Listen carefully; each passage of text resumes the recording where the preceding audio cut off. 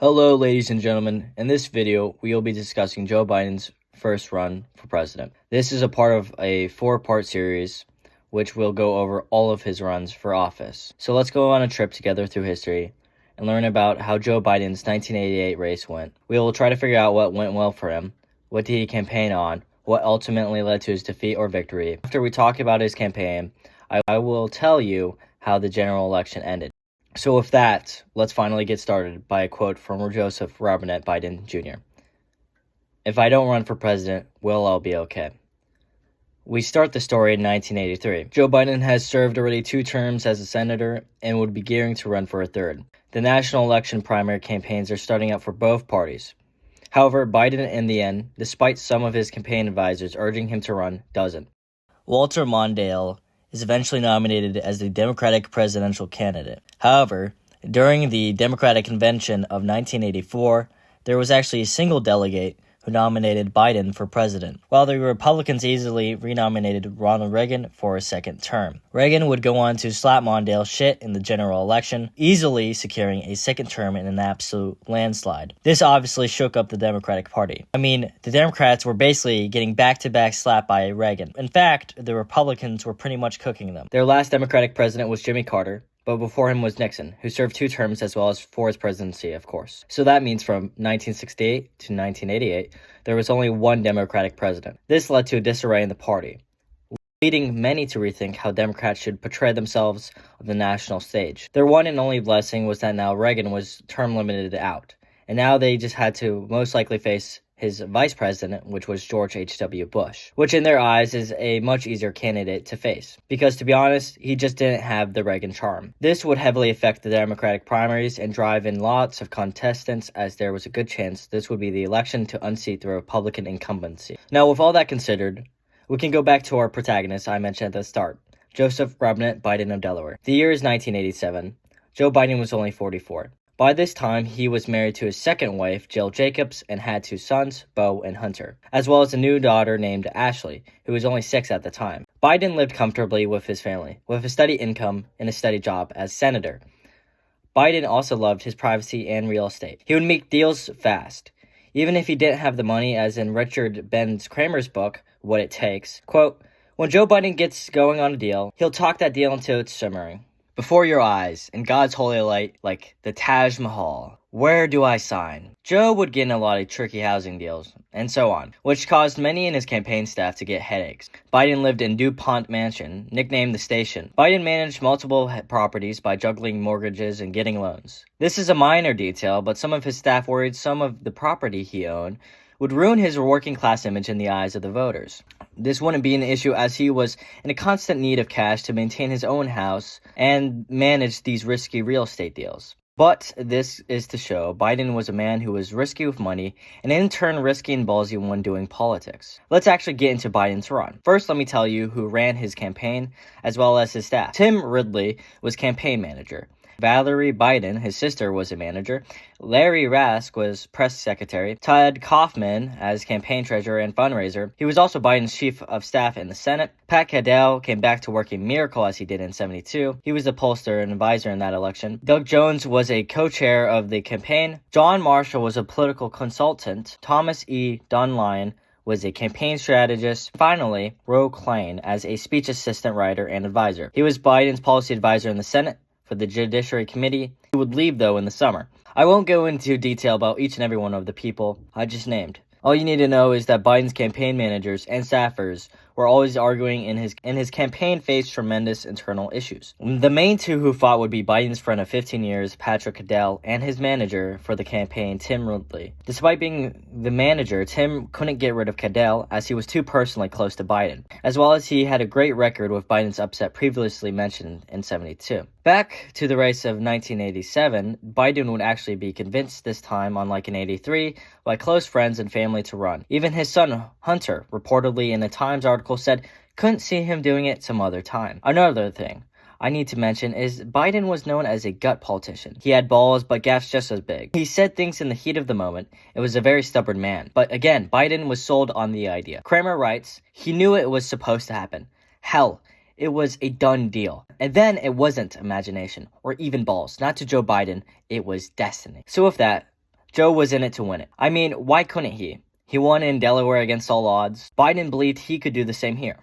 He was young, youthful, and well respected as the Democratic Party's best orator. Even before he announced his intentions, the campaign struggled hard on messaging, however. Biden felt he lacked his own story and was deeply unsure of himself. Even though he wanted to run, he just didn't know how he wanted to come across. His staffers didn't help and only further muddled the message. He was the voice of optimism, while at the same time he was the legacy of the Pepsi generation, also scolding the voters all at the same time. But nonetheless, Biden believed it to be destiny, so in a Wilmington train station on June 9th, 1987, he would announce his candidacy for the Democratic nomination for President of the United States. Joe still kept his JFK-like figure in 1987, being only 44 and a family man. Being in the Senate for 14 years and being the Senate chairman of the Senate Judiciary Committee gave him experience to point at during the election. This allowed him to look like a man of youth, but also having enough expertise to be president. As chair ahead of the Judiciary Committee, he would be set to preside over the Senate hearings of the confirmation of Robert Bork, which would take place on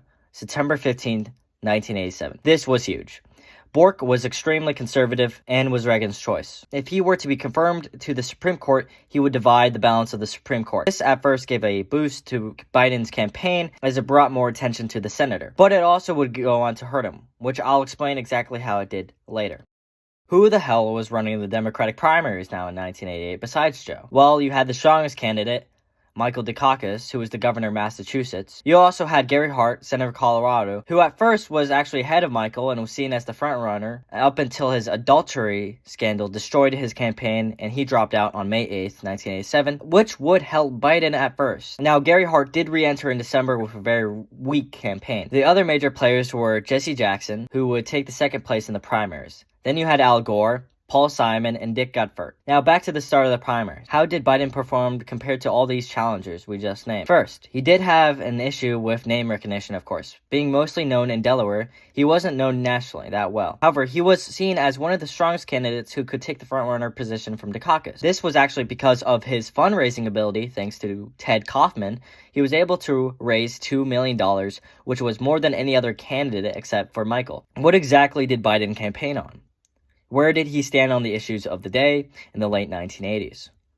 Well, like I said, his message was muddled, but the point was that he wanted to revive idealism and bring about a generational change that was like Kennedy's New Frontier. Joe hit hard on Reagan and the era with regards to what he saw as people becoming too self-centered.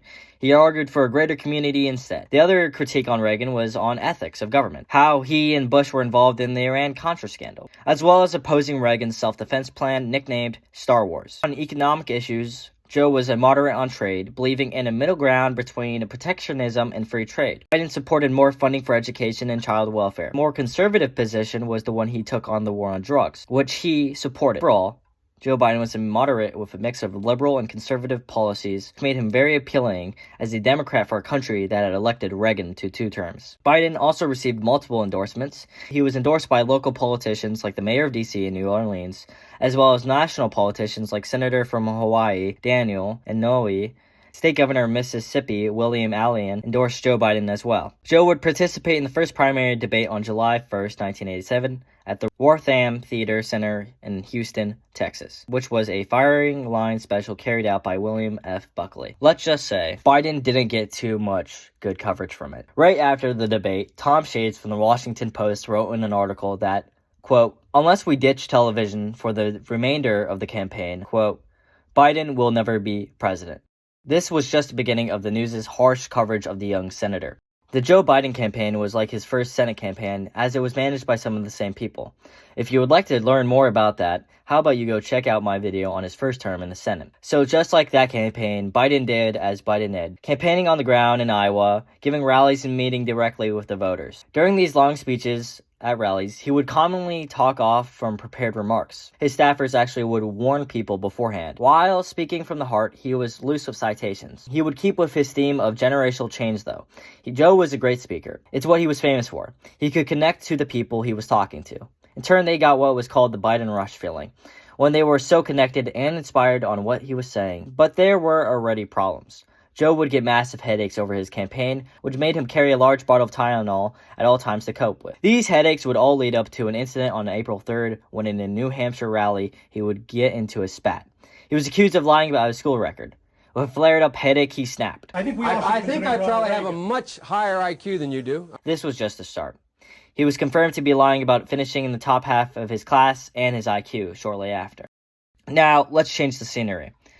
Biden's riding in his car to the Democratic debate at the Iowa State Fair. He is without a closing statement and needs to have one.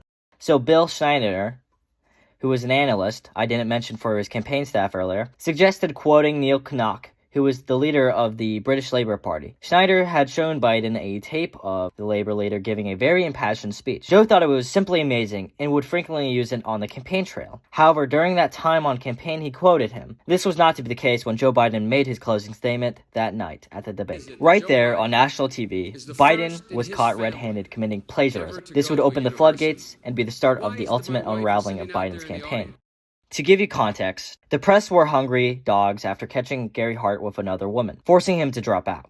The press turned their heads to the other stronger candidate in the race behind Dukakis, that being Biden. The problem was that there was little separating each of the candidates, so the news began to make the race more about morality and purity testing candidates instead of finding policy differences. More focus was also put on Joe Biden by the Senate Supreme Court hearings on Borks, which brought more eyes on Biden when he was making his most mistakes. The trial also divided Biden's attention from the campaign, making it harder to manage. So major news outlets picked up on the plagiarism and lies to Joe Biden and spreaded them far and wide. Even a staffer Michael Dukakis' campaign made an attack ad by showing both Kinnock and Biden side by side. Dukakis, however, actually did not take the attack and fired the staffer. The news would start digging into the past even further, going back to the lies about his college record. Going back to his class paper from his time in Syracuse University, saying he plagiarized the law report. It just kept getting worse and worse for him. He was caught lying about his youth activism and involvement in the civil rights movement. They found out he didn't just plagiarize Kinnock, but popular figures like RFK and JFK and Hubert Humphrey. Biden blamed himself for the mistakes.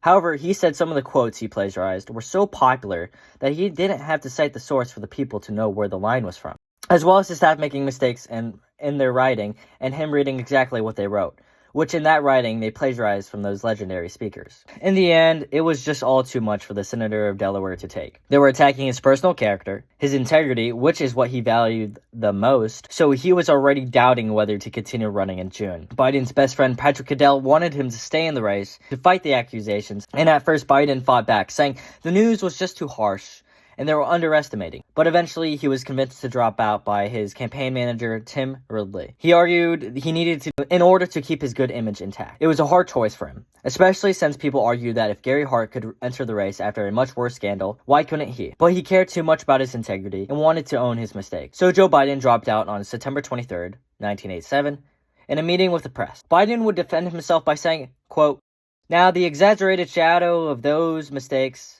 has begun to obscure the essence of my candidacy and the essence of Joe Biden." His excuse was also that the judiciary hearing over Robert Borks, which was ongoing, was way more important to defeat. The hearing was more important in the moment than running for office, stating, quote, "There will be other presidential campaigns, and I will be there." So that's where Joseph Robinette Biden's first run for presidency went. Utter failure. But maybe it was for the better, as he was successful in beating the nomination of Borks to the Supreme Court, allowing for a more moderate candidate to take the seat. Back to those health issues, though.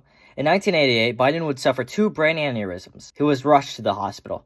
They thought he was going to die, so they even brought a priest to administer his last rites. But there was nothing to worry about. Joe would go under neurosurgery, which was completely successful, and Biden wouldn't suffer another aneurysm since this incident. But in retrospect, it could have been much more deadly. Think about it. What if Biden won, or stayed in the race? He would have been campaigning on the ground in New Hampshire. Imagine all that additional pressure and stress. It could have killed him. So maybe dropping out actually saved him. Not only his public image, as well as his reputation, but also his life. Biden's campaign would only last 3 months and a half. How did the 1988 election end up going? Well, let me tell you real quick what happened. Michael Dukakis secured the nomination for the Democrats. George H.W. Bush, of course, secured the nomination for the Republicans, so they would end up facing each other in the general election. Bush struggled at first, but it would end up pulling ahead, painting Dukakis weak on a multitude of divisive issues, like the death penalty. This would end up giving Bush the election pretty handily, winning 426 electorates to Dukakis' 111 electorate. Another landslide win for the Republican Party in the end, as well as another Democrat failure to unseat them from the White House. For more information about the election of 1988, I would suggest you check out Kramer's What It Takes, which goes into even deeper detail and is the book I used for the research and quotes over the course of this video.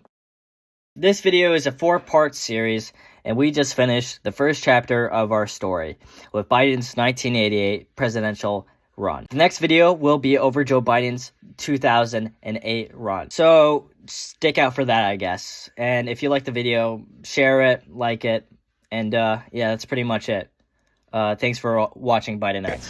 Delaware's own Joe Biden.